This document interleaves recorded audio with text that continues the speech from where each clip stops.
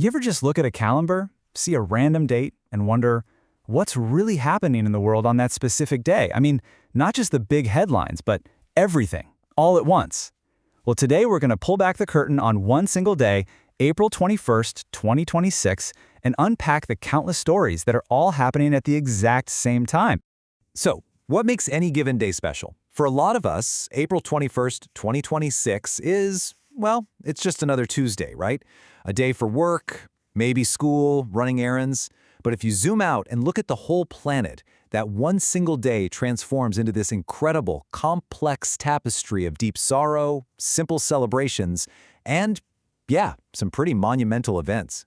And this just says it all, doesn't it? For an entire country, this day is one of the most serious, most solemn of the whole year. But at the exact same moment, it's also National Tea Day, Bulldogs Are Beautiful Day, and Kindergarten Day. It's this clash of totally different realities, all coexisting, that we're going to explore. So let's start with that really profound observance. On this day, April 21st, 2026, the entire nation of Israel is observing Yom HaZikaron. This is their official Memorial Day, and for millions of people, it is the absolute emotional anchor of the day. Yom HaZikaron. It translates to Remembrance Day for the Fallen Soldiers of Israel and Victims of Terrorism. It's this incredibly intense 24-hour period of national mourning that, for 2026, wraps up on the evening of the 21st. This day it's woven deep into the fabric of the country's identity. This quote right here really gets to the heart of it. Unlike Memorial Days and a lot of other places, this isn't about some distant historical event. It is deeply, deeply personal.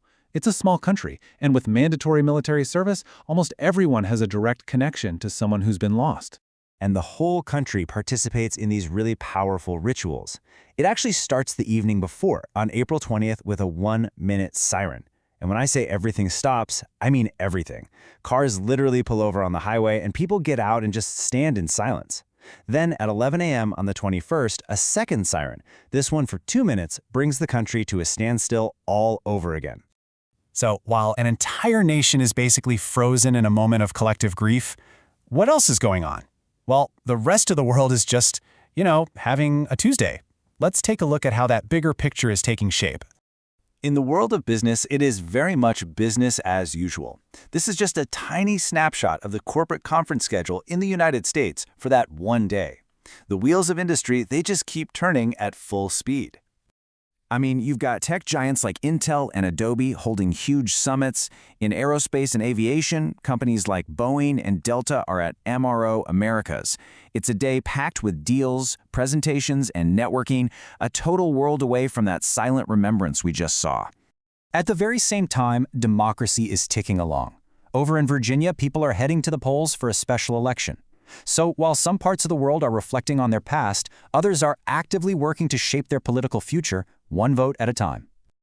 And in the U.S. Capitol, of course, the political news cycle is churning. On this particular day, the Secretary of Labor resigns. That's a huge story in D.C., sparking headlines and all kinds of analysis. Just another thread in this incredibly dense fabric of a single day. Okay, but now let's jump back to Israel. Because as the evening of April 21st gets closer, something truly unique is about to happen. The day hits this emotional climax with a planned national shift in mood that you just don't see anywhere else in the world. So after this full day of quiet, somber remembrance, the final state ceremony ends right at sunset. And in that very moment, the entire national mood deliberately pivots. The flag is raised back to full staff, and the grief of Yom HaZikaron gives way to the massive, joyous, nationwide celebration of Yom HaAtzmaut, Israel's Independence Day. So why? Why this intense emotional whiplash? Well, the thinking behind it is actually pretty profound.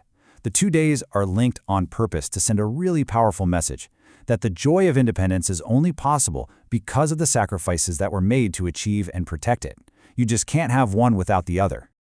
Okay, for our last stop, let's pull our perspective way, way back. We've seen the personal and the national. Now let's zoom out to the planetary and even the cosmic to see what else this single day holds. So while most people were sound asleep, a rocket blasted off from Florida carrying the very last GPS-3 satellite. This was a massive technological milestone. This one launch improves the accuracy of a system that 6 billion civilians, that's basically all of us, use for everything from finding our way in the car to timing financial markets. And while all this is happening on the ground, something ancient is going on way above our heads. The Lyrid meteor shower, which is caused by dust from Comet Thatcher, is active. So on the night of April 21st, you could just look up and see 15 or 20 shooting stars every hour, a kind of celestial light show connecting us to the rest of the solar system. Now, meteor showers happen, sure, but what makes the Lyrid so incredible is this number, 2,700. What could that be? That is how many years we, as a species, have been watching this exact meteor shower. The first time anyone wrote it down was Chinese astronomers way back in 687 BC. So on this ordinary Tuesday in 2026, we're literally sharing an experience with people who lived thousands of years ago. That's a pretty humbling thought. So there you have it. From national mourning to Bulldogs Are Beautiful Day. From corporate summits to a special election. From a rocket launch that affects billions to a meteor shower that's been watched for millennia.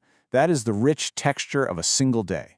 A tapestry woven from millions of different stories all happening at once. It really makes you think, doesn't it? One date on the calendar can hold all of this and so much more. Which kind of leaves us with one final question to chew on. What's the hidden story of your day?